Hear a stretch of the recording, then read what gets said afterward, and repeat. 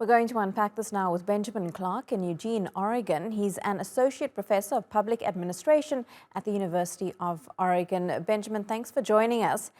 We heard Canada's Prime Minister there saying these wildfires are all because of climate change, but wildfires this time of the year aren't really uncommon in Canada. What does seem to be uncommon is the fact that they're on both sides of the country.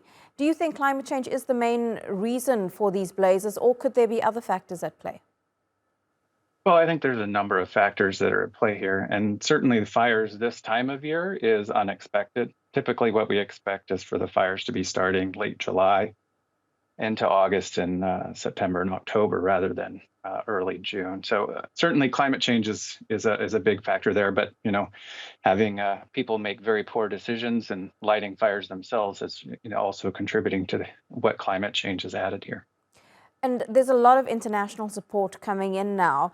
More firefighters are en route from around the world. How much help is needed to get these blazes under control? And how long do you think it will take until they are under control?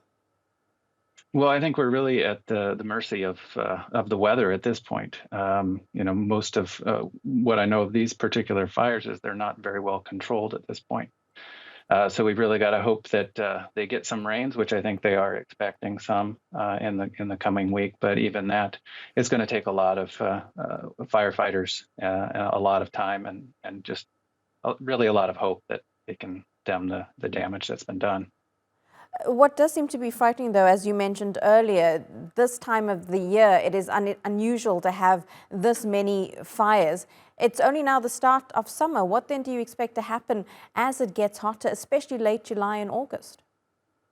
Right. Yeah, it's pretty frightening to have fires this big this early in the season. So the fact that we're seeing this again, I think, is a sign, as Prime Minister Trudeau mentions, that climate change is going to intensify these fires and increase the frequency of them. So what are the immediate and long-term effects on the environment, both in Canada and in the United States?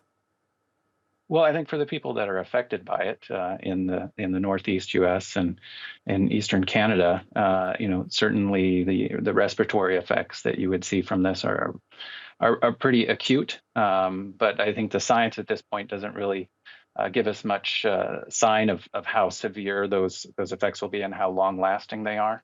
We certainly know a lot more about industrial pollution and what that does to us rather than wildfires being exposed for a week or 2 weeks.